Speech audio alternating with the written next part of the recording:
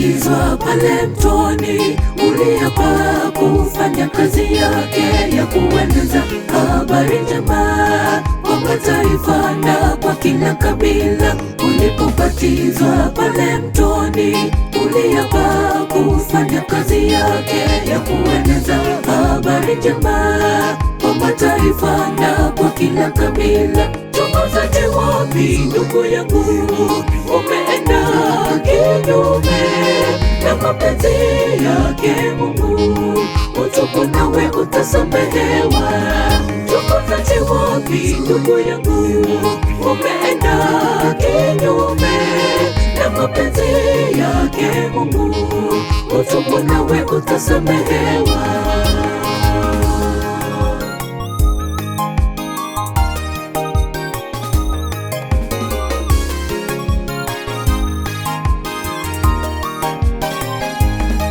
Uliapa kueneza upendo kwa marafiki na kwa majirani, lakini sasa chuki imekutawala, hata masengenyo unafanya.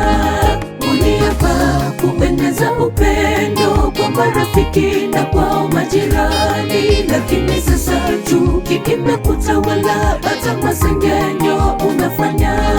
Tuongozaje wapi ndugu yangu? Umeenda kinyume na mapenzi yake Mungu. Utubu nawe utasamehewa. Tuongozaje wapi ndugu yangu? Umeenda kinyume na mapenzi yake Mungu. Utubu nawe utasamehewa.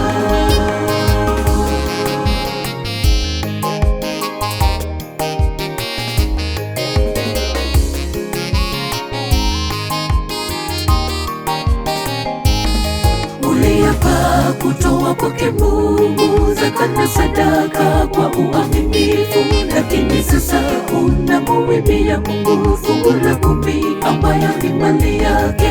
Uliapa kutoa kwake Mungu zaka na sadaka kwa uaminifu, lakini sasa unamuibia Mungu fungu la 10 ambayo ni mali yake. Tuongozaje wapi ndugu yangu? Umeenda kinyume na mapenzi yake Mungu. Utubu nawe utasamehewa. Tuongozaje wapi ndugu yangu? Umeenda kinyume na mapenzi yake Mungu. Utubu nawe utasamehewa.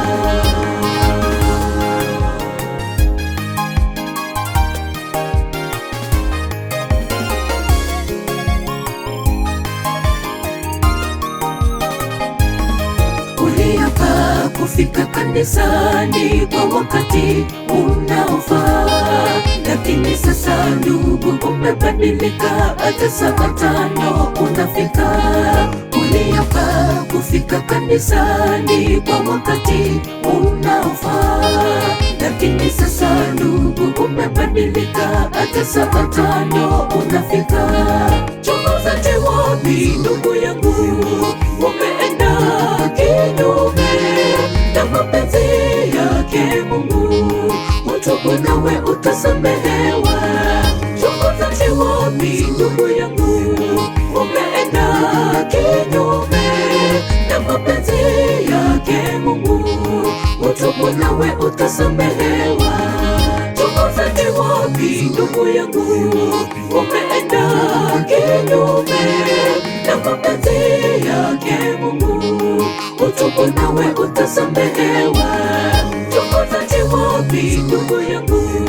Umeenda kinyume na mapenzi yake Mungu. Utubu nawe utasamehewa.